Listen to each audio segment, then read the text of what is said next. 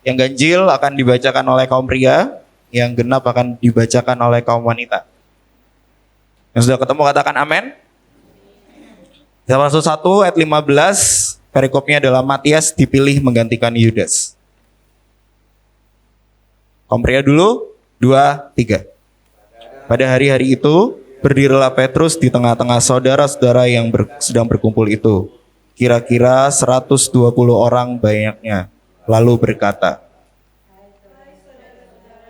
haruslah genap nas kitab suci yang disampaikan Roh Kudus dengan perantaraan Daud tentang Yudas, pemimpin orang-orang yang menangkap.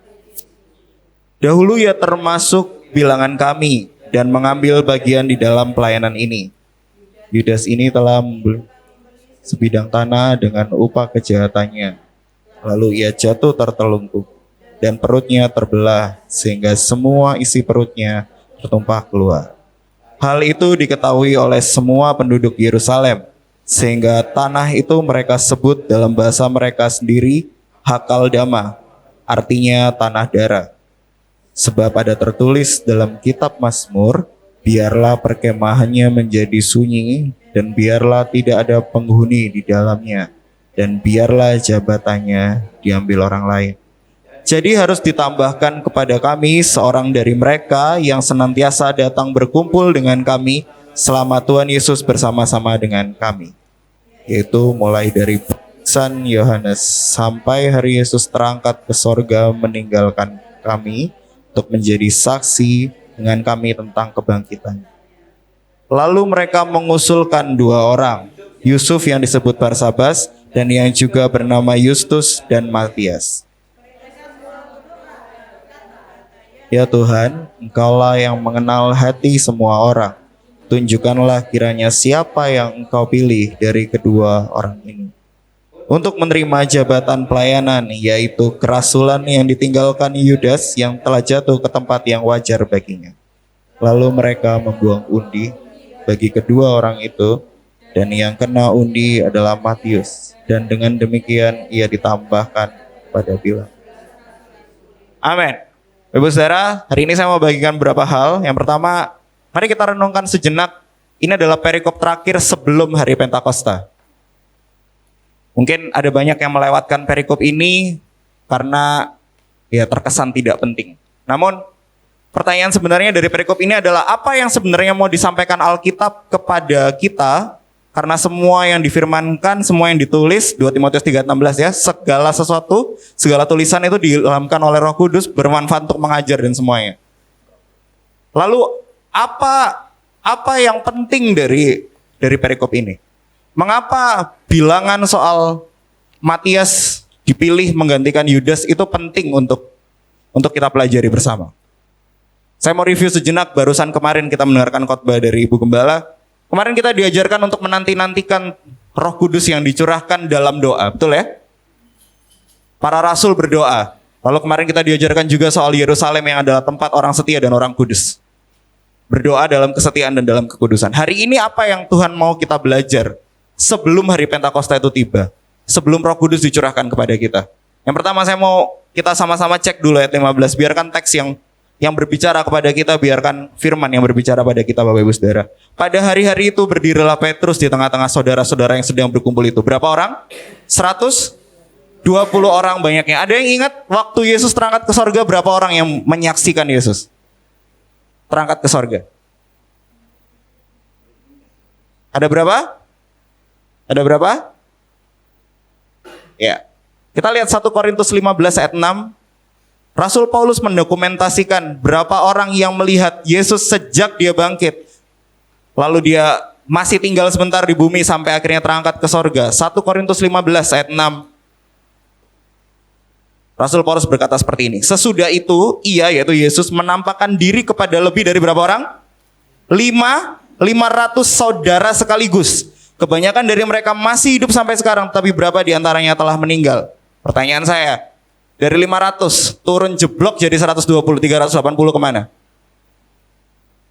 Mereka lihat Yesus bangkit, mereka lihat Yesus naik ke sorga. Namun yang berkumpul untuk menanti-nantikan Yesus hanya 120 20. Ini pesan pertama dari firman Tuhan kepada kita. Kita termasuk bilangan yang mana? 380 atau 120? Kita termasuk bilangan yang mana saat lihat mujizat, saat lihat Yesus naik ke atas sorga, saat lihat Yesus sudah bangkit, kita termasuk bilangan yang mana? Yang 380 yang lihat Tuhan Yesus bangkit, naik terus, oke, mari kita lanjut makan ayam geprek gitu. Atau kita adalah bilangan yang 120 yang mau terus menantikan Tuhan, menantikan janji Tuhan bahwa masih ada Roh Kudus yang dijanjikan.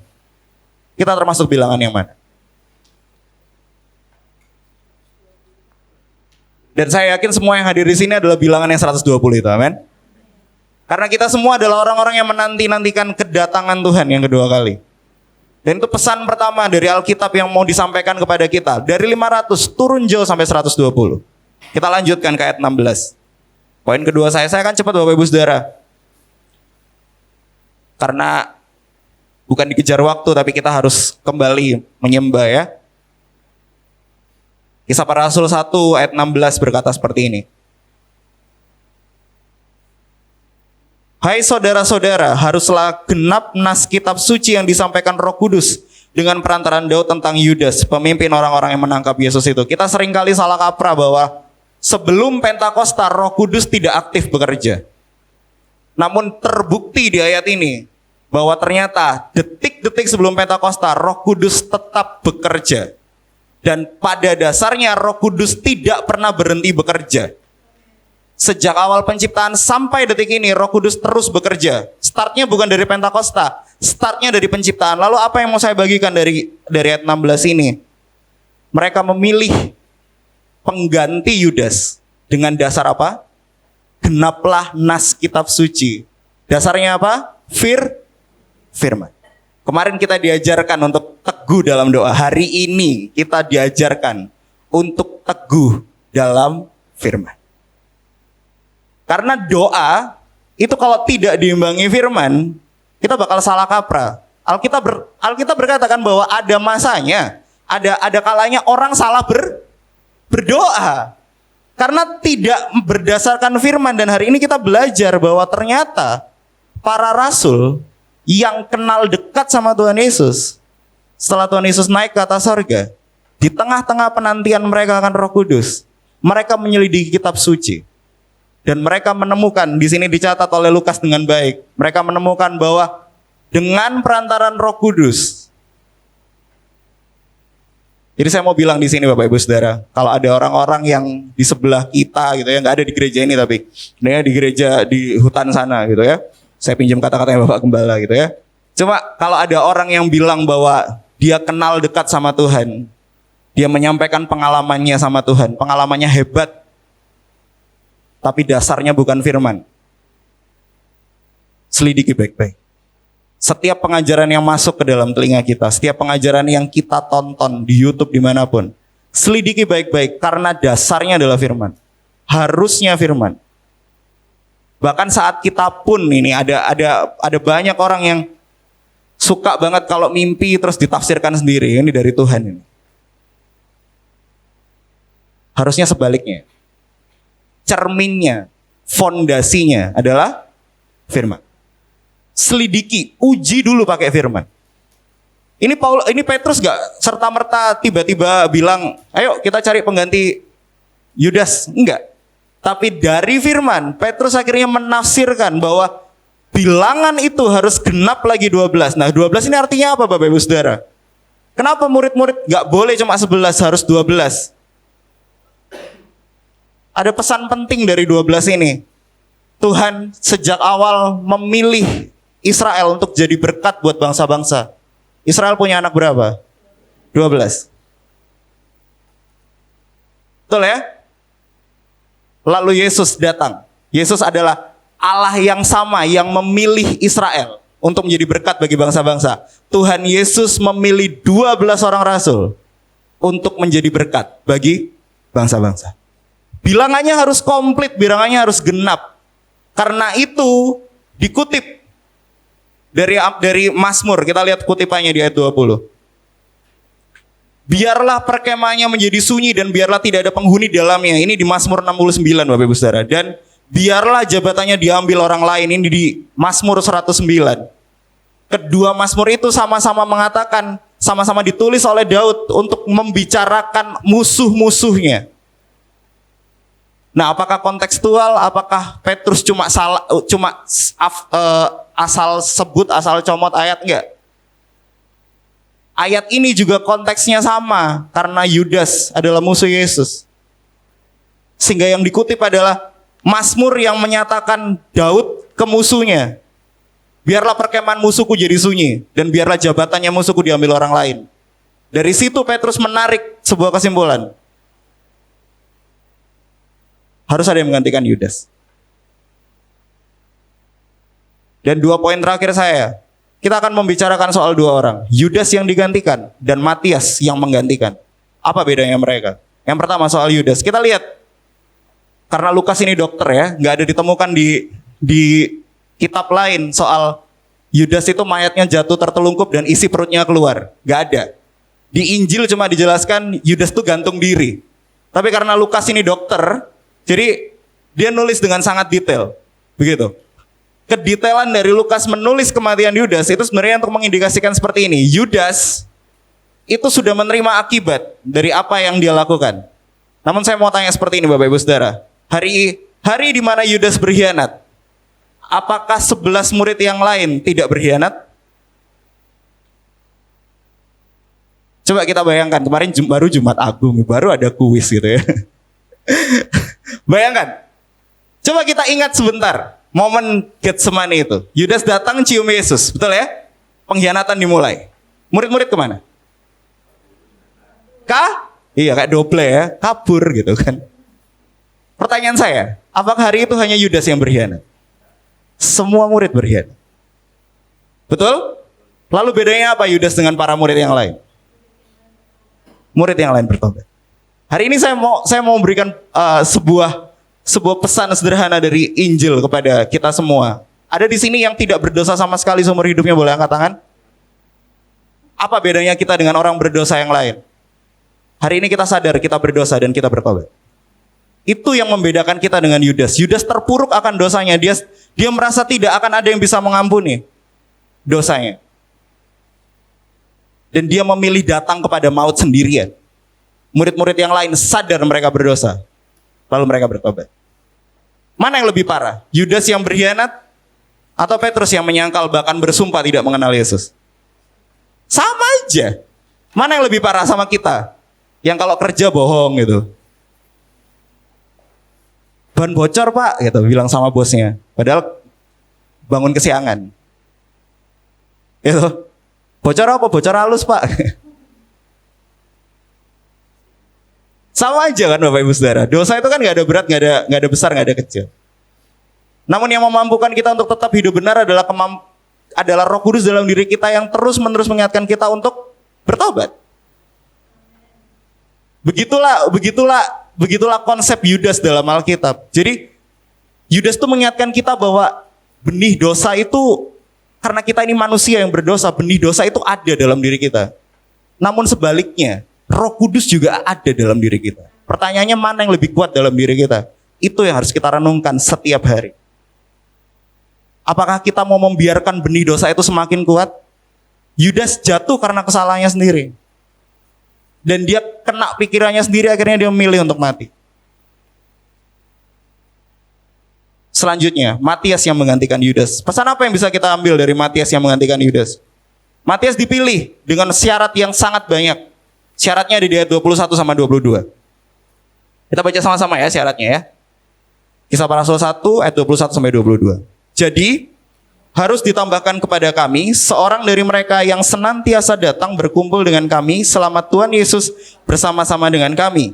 Ayat 22, yaitu mulai dari baptisan Yohanes sampai hari Yesus terangkat ke sorga meninggalkan kami untuk menjadi saksi dengan kami tentang kebangkitannya. Syaratnya jelas ya Bapak Ibu Saudara. Harus yang sama-sama dengan kami. Dengan para rasul maksudnya. Sehingga mereka menyaksikan semua soal apa yang Tuhan Yesus lakukan. Bahkan didetailkan lagi. Dari sejak baptisan Yohanes, sejak momen Tritunggal pertama kali di show off sama Alkitab. Gitu ya. Tuhan Yesus dibaptis, suara Bapa dan ada Roh Kudus Momen pertama kali Tritunggal show off di Alkitab. Lalu sampai Yesus terangkat naik ke sorga, orang itu harus bersama-sama dengan kami. Itu dulu syaratnya. Kenapa saya harus bilang, kenapa harus kita baca benar-benar syaratnya? Karena sekarang ini banyak sekali orang-orang yang banyak teolog, banyak pengkhotbah hebat bahkan yang saya lihat gitu ya di YouTube dan di mana-mana. Mereka bilang bahwa Matias ini kesalahan rasul-rasul. Rasul-rasul ini kesusu milih Matias. Karena harusnya bilangan ke-12 itu punyanya Paulus, bukan punyanya Matias. Wong sejak Matias dipilih, Matias nggak pernah muncul lagi kok di Alkitab. Namun ingat baik-baik yang tadi kita sudah baca di ayat 16. Bahwa para rasul ini memilih berdasarkan nas kitab suci. Ada otoritas tertinggi di situ. Bukan Petrus. Tapi ada Alkitab. Ada hukum Taurat. Ada kitab para nabi yang membatasi segalanya. Dan di situ Petrus dan murid-murid yang lain berdoa untuk menemukan syaratnya ini. Kenapa syaratnya harus orang yang menyaksikan Yesus sejak baptisan Yohanes sampai Yesus naik ke sorga? Tadi jawabannya Ibu Gembala. Karena mereka harus sevisi. Injil yang diberitakan harus sama. Paulus tidak ada di masa Yesus dibaptis sama Yohanes. Makanya nanti kalau Bapak Ibu Saudara baca di Alkitab di 1 Korintus, Paulus ngomong, waktu kalian sudah menginjil, aku itu masih bayi rohani. Aku masih belum kenal Tuhan. Bahkan kalau Bapak Ibu selidiki di Galatia, Paulus bilang, 14 tahun aku harus belajar Injil. Lalu 3 tahun dia harus berdiskusi soal Injil yang akan dia kabarkan kepada murid-murid. Jadi disidang dulu sama murid-murid. Nanti di Kisah Para Rasul 15, Bapak Ibu Saudara baca, ada sidang di Yerusalem. Di situ Paulus mempertanggungjawabkan Injil yang akan dia kabarkan. Siapa yang nonton ini? Siapa yang dengerin? Murid-murid semuanya.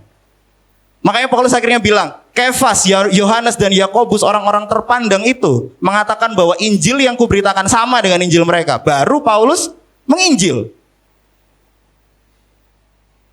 Dan sekarang apa yang bisa kita petik dari Matias sebelum kita nanti masuk ke penyembahan lagi? Bapak Ibu Saudara, Matias itu dipilih oleh Allah, bukan oleh para rasul.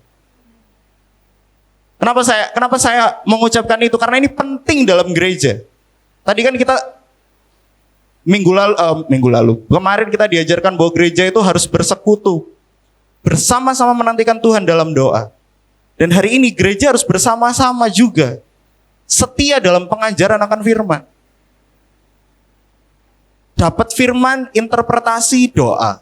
Dapat firman, interpretasi, doa. Kalau ada gereja yang berani meninggalkan firman, aku tak fokus penyembahan aja, nggak mau dengerin firman. Ada orang-orang yang seperti itu, nggak ada tapi di sini. Terus aku fokus penyembahan tok, nggak mau aku baca firman.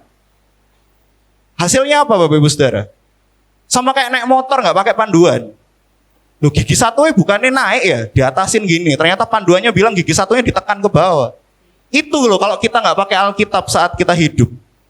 Nggak ngerti manual booknya. Nggak ngerti caranya hidup. Akhirnya bingung sendiri. Gitu. Uang hilang 20.000 udah cenat-cenut. Ya Tuhan, itu buat isi bensin Tuhan. Kok hilang Tuhan? Gitu. Kita lihat bagaimana Tuhan memilih Matias. Saya tutup di sini. Kisah Para Rasul 1 ayat yang terakhir, ayat 26. Lalu mereka membuang undi bagi kedua orang itu, dan yang kena undi adalah Matias, dan dengan demikian ia ditambahkan kepada bilangan ke-11 rasul itu. Bapak Ibu Saudara, kalau kita baca ini sekilas kita kayaknya, ya iya mau lempar dadu yang kena Matias gitu. Tapi Bapak Ibu Saudara tahukah bahwa di zaman perjanjian lama membuang undi itu udah berarti keputusan Tuhan.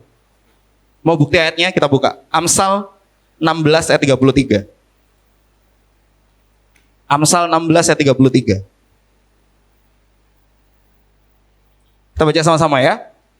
2, 3. Undi dibuang di pangkuan, tetapi setiap keputusannya berasal daripada Tuhan. Ini kemungkinan besar, ayat ini kemungkinan besar yang dipegang oleh Petrus saat mengundi. Karena undian yang dilakukan oleh para rasul di perjanjian baru cuma sekali. Hanya di ayat ini. Saat mereka memilih diakon-diakones di Kisah Para Rasul 6, yang akhirnya dipilih Stefanus, ada salah satunya adalah Stefanus gitu ya. Mereka tidak membuang undi. Tapi sebelum Pentakosta, mereka memilih untuk melakukan pembuangan undi karena hanya itu dasar yang mereka dapat. Supaya mereka bisa menentukan ini yang dipilih Tuhan. Kenapa harus undi Bapak Ibu Saudara? Kenapa undi membuat para rasul akhirnya percaya bahwa Matias itu dipilih oleh Allah? Yang pertama, undi itu nggak punya perasaan, betul ya? Betul ya? Undi itu netral. Gitu. Kalau pas pemilihan panitia gitu ya, ketuanya, saya sudah berdoa. Yang saya pilih A, B, C, D, E, F, G. Ternyata circle-nya semua yang dipilih. Teman-temannya semua. Karena ketuanya punya perasaan, betul ya? Kalau undi nggak punya perasaan ya? Jadi nggak ada kadar kedekatan Yusuf Barabas sama Matias dengan para rasul. Jadi nggak ada Petrus terus, makanya nggak pakai voting Bapak Ibu Saudara. Karena kalau pakai voting, itu bisa berantem itu para rasul. Yohanes bisa, ayo apik Barabas toh, apik Barsabas toh. Terus yang Petrus, gak aku pro Matias bro, PM-nya Matias gitu kan. Gitu. Tapi karena ada undi dan mereka pakai Amsal tadi di Amsal 16 ayat 33 yang ditulis oleh Salomo, orang yang berhikmat. Akhirnya mereka membuang undi. Namun, nah ini ada namunnya, jangan tiba-tiba pulang-pulang Tuhan, saya besok kerja ya, enggak ya Tuhan, terus buang undi gitu. Enggak ngajarin gitu saya Bapak Ibu Saudara. Ini adalah batas sebelum Pentakosta, sama-sama katakan batas. Setelah Pentakosta, pemilihan apapun yang dilakukan oleh para rasul, apapun, semuanya berdasarkan Roh Kudus dalam diri mereka. Itu perbedaan. Hari ini saya mau menyampaikan soal Matias itu dipilih oleh Tuhan langsung lewat undi. Karena Alkitab mencatat itu, karena ini penting. Orang Israel membuang undi untuk memetakan mana yang jadi punyanya Lewi, mana yang jadi punyanya Ruben, Simeon, bla bla bla. Begitu kan? Bahkan untuk imam agung yang masuk setahun sekali, orang Lewi itu buang undi Bapak Ibu Saudara. Siapa yang masuk setahun sekali itu untuk mempersembahkan korban penebusan dosa tahunan? Itu buang undi. Lalu ada cerita lagi soal undi. Siapa? Yang dimakan ikan? Yunus kan buang undi juga. Siapa yang berdosa di kapal ini? Buang undi. Lagi-lagi hari ini firman-Nya cuma mengarah ke satu hal. Saat kita membaca Alkitab, kita akan mengikuti semua hal yang Alkitab katakan. Para rasul melihat itu dan mereka akhirnya buang undi. Namun setelah Pentakosta, dan itu gak lama setelah cerita ini, karena cuma beda satu pasal, mereka gak lagi buang undi. Mereka memilih berdasarkan Roh Kudus dalam diri mereka. Mereka memilih para diakon berdasarkan Roh Kudus. Apakah Roh Kudus akan membuat firman menjadi tidak valid? Apakah dengan ada Roh Kudus dalam diri kita udah gak usah baca firman, ada Roh Kudus dalam diriku, setiap perkataanku adalah firman gitu. Kita buka ya ayatnya. Yohanes 14 ayat 26.